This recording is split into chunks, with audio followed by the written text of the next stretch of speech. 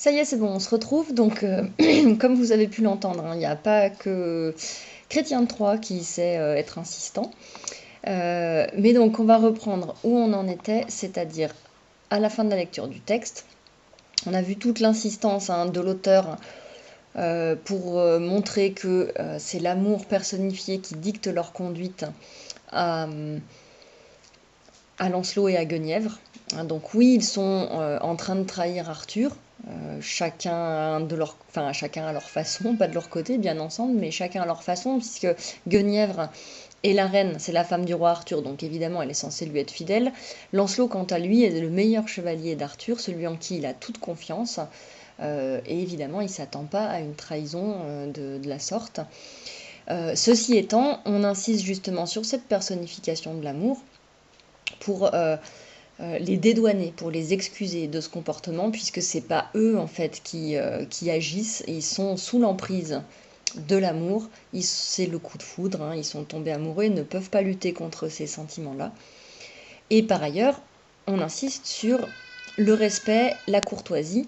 Hein, ça, c'est la question 7 que vous aviez à préparer en relisant ceci. On voit bien hein, ce respect et cette dévotion sont très présents. Lancelot, par cet aspect-là, est héroïque. C'est vraiment la représentation du code chevaleresque dans la façon dont il va se comporter pour Guenièvre. Il est prêt à surmonter toutes les difficultés. Hein, on dit même au prix de sa vie. Alors on n'a que des extraits, on n'a pas suivi toutes les péripéties, mais il en a surmonté beaucoup pour arriver jusque-là. Et c'est pas terminé puisque on va le voir dans l'extrait suivant. Il va y avoir l'affrontement final pour obtenir la liberté de Guenièvre. Donc voilà pour ce texte-là. Alors maintenant qu'on a corrigé les questions, donc le titre normalement vous l'avez déjà noté sur votre feuille. Si c'est pas fait, bah, vous le faites maintenant. Vous laissez toutes les questions que vous avez préparées au crayon de papier, donc à la fois pour le troisième extrait, mais aussi pour le quatrième, et on reprendra les deux ensuite à la suite. Pour le troisième extrait, à la suite de vos questions, vous sautez une ligne, vous mettez l'entrevue secrète, donc c'est le texte page 201. Chrétien de Troyes raconte dans cet extrait la première rencontre physique entre Lancelot et Guenièvre. Amour leur dicte leur conduite. On a des exagérations et une personnification. On a vu au passage hein, que, comme dans l'extrait précédent, il y a beaucoup d'exagérations, mais ça n'est pas pour le combat, la violence. On n'est pas dans une chanson de geste. Donc on va aussi parler à des moments des exploits guerriers des chevaliers, mais c'est loin d'être le sujet principal et vous le voyez à travers ces extraits-là. Pour autant, on est tout le temps dans la valorisation du héros, on va chercher à le mettre en valeur, notamment par des exagérations. L'honneur chevaleresque reste ainsi intact, alors que Lancelot est en train de trahir la confiance d'Arthur. Donc ça, vous le notez. Vous allez aussi avoir dans la suite,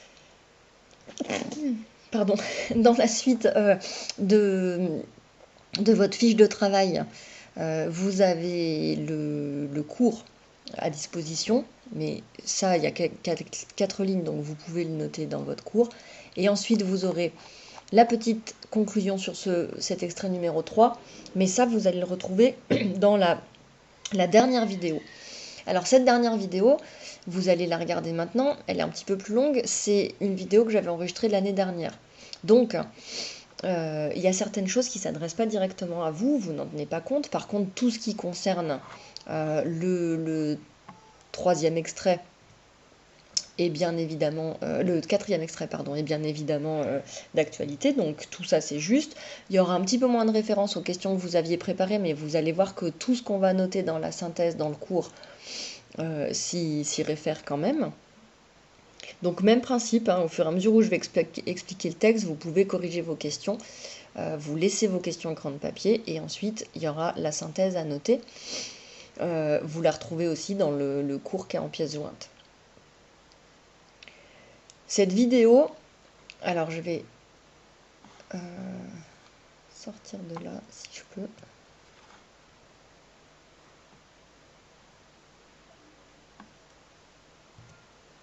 Non, je n'arrive pas à en sortir.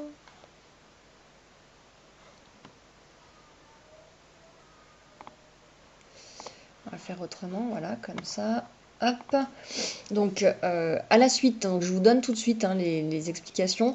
Cette vidéo-là, qui est la dernière et qui est celle de l'année dernière, justement, vous verrez, il y a des références à la légende du roi Arthur. Il y a à l'exposition de la BNF dont je vous ai déjà parlé. La fin de la vidéo, alors je vais vous la montrer tout de suite. Normalement, ça doit être celle-là.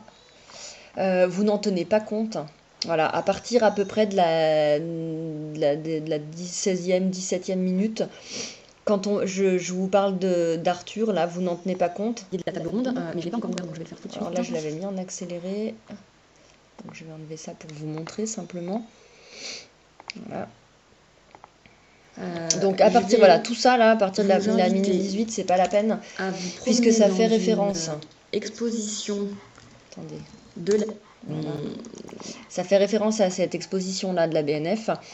Je vous avais dit hein, qu'avec le plugin Flash Player qui est plus mis à jour par Adobe, il y a plein de choses qui ne fonctionnent plus. Donc ce qui est valable là, ce qui était valable l'année dernière dans cette vidéo, ça l'est malheureusement plus cette année. En revanche, je vous referai travailler sur d'autres parties de la vidéo qui sont accessibles, de l'exposition pardon, qui sont accessibles. Mais ça, on le fera la semaine de la rentrée.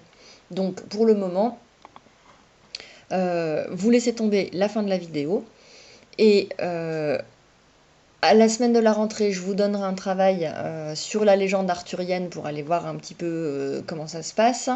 D'ici là, vous aurez avancé dans vos romans de chevalerie, n'oubliez pas, pendant les vacances. Et notamment ceux qui travaillent sur le roi Arthur vont avoir une vision plus globale de la légende arthurienne. Mais on y reviendra justement à travers quelques pages de l'exposition que vous pouvez suivre et auxquelles vous pouvez accéder. D'ici là, vous allez regarder cette vidéo-là, mais je vous donne tout de suite les consignes puisque celle-ci, elle était de l'année dernière. Pour les vacances, vous vous reposez, vous en profitez, vous avancez tranquillement sur le roman de chevalerie, mais surtout, vous prenez soin de vous, vous vous retrouvez en famille et on se retrouvera à la rentrée, donc fin avril pour, on l'espère, la dernière semaine de confinement. Le roman de chevalerie, j'ai marqué pour le 4 et on a marqué dans le cahier de texte contrôle de lecture, mais évidemment on ne le fera pas pile le jour où on va se retrouver. Hein.